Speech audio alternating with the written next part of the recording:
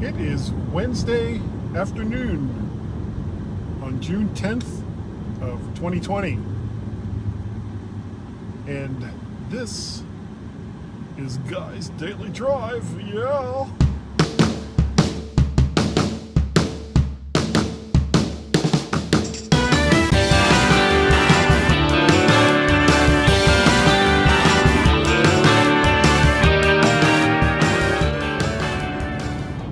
And we are back on a Wednesday afternoon right here on Guy's Daily Drive. Why am I talking like this? Because I can. It's Guy's Daily Drive. It's my podcast and I'll cry if I want to. Wow, old golden oldie. Now, speaking of golden oldies, that was not a planned segue, but it works. I told you all last week that for a relatively small amount of money, a used Windows box. It's a small form factor Dell. I wasn't sure how old it was when I bought it, but even if I had known, I still might have done it anyway, because it's one of those what the hell kind of purchases. So it turns out it's a 2013 3.2 gigahertz quad core i5, 8 gigs of RAM, and it had a 500 gigabyte spindle hard drive, rotational hard drive. And it was okay. Tried to play some games on it, and it was, oh God, dog slow. It had its issues. And sure, it could be that it didn't have that strong of a graphics card. It only had a 2 gigabyte card, not one that was super powerful, even back in the day when it first came out. But the games I was trying to play on it were so old that it shouldn't have mattered. But I had a 500 gigabyte SSD that it's a 2.5 inch form factor that I wasn't using, and I tried to install Windows 10 via MyMac. Actually, let me rephrase that. Wow. Via a USB enclosure that I had for just such a car, or just such a drive. And I couldn't get it to reliably work. So that's when I tried doing it on the Mac, and I thought I'd gotten it done there, but I hadn't. So eventually I figured, well, I'll just install it on fucking putz. I'll just install it on the original PC. So I took it apart, plugged it in, and then I found my first problem. I could not figure out how to boot this computer via, without a,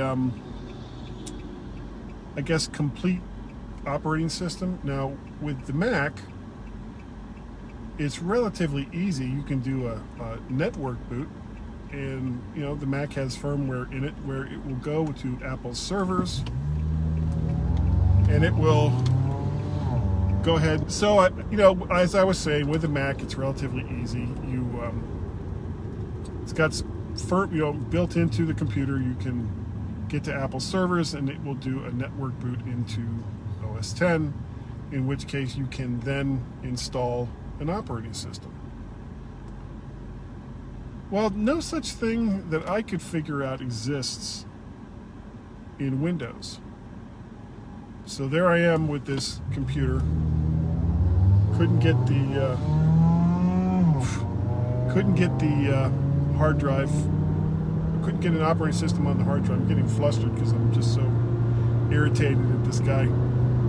Couldn't get an operating system onto this hard drive, and so finally I kind of decided to drop back 10 and punt. I opened the computer back up again, put the original 500 gigabyte rotational drive in, took out the CD-ROM drive, which uses the same SATA connector and power connector as hard drives do, and connected the 500 gigabyte SSD through that. And once I'd done that, then I was able to boot off the rotational drive. Booting off of the rotational drive, I then was able to go to Microsoft servers and install a working version of Windows 10 onto that SSD. The SSD in turn, once I restarted the computer, I had it working there.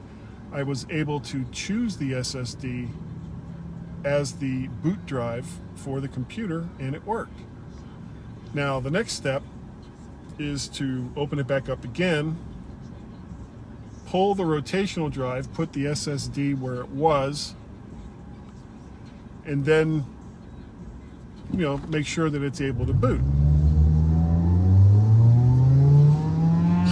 So that's going to be the next step. But it kind of reminds me, the whole point of all of this, not so much the jerk off in the car that's going all over the road. The whole point of all this is that those of us in the Mac community, we are spoiled. We are spoiled by how easy Apple has made things for us over the years. And when we come back into the Windows world, now I use Windows every day at work, but that's not really the same thing. It's it's just using the operating system and using a base set of programs that everybody uses, Office programs, things like that. But when you have to get down into the nitty-gritty of the operating system and do something that should be easy, that is easy on the Mac, like cloning a drive and making it bootable, or being able to boot your computer if your hard drive is toast directly from the network. Those things work very easy on a Mac. Not so much on Windows. And I'm glad I have this Windows box. Number one, so that I can play some of the games that got lost when I installed Catalina and all of my 32-bit apps went away, especially all those Steam games. I can play all those on this PC. And for the $140, $150 that I've spent on it so far, okay, you know what? It's still worth it. But it reminds me every day, or every time I use it, that in my mind, there's a better way. And that's the Mac OS. So, that's going to do it for Guy's Daily Drive for today. Thank you all for listening, watching, and or being here as I do it live. This video will be up over in YouTube, and if you go over there, look for it. You can look for it under the playlist of Vert Shark or under my own name, Guy Searle. Remember to like, share, subscribe.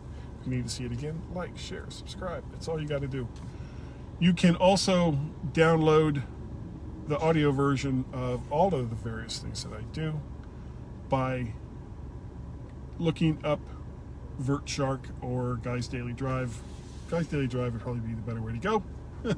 In the podcatcher of your choice, you'll get not only Guy's Daily Drive, you'll get the audio version of the Mac of the Future livecast that we'll be doing tonight, and the audio version of the video version, I know that sounds confusing as hell, of the MyMac.com podcast that we started doing. And email, guy@mymac.com. Twitter is twitter.com/MacParrot, twitter.com/VertShark. Facebook, VertShark, and my own name, Guy Searle. What else? Oh, that's probably enough. So, thanks again for watching and or listening, or however you have consumed this product. And I will see you probably on Friday for Guy's Daily Drive. Bye-bye.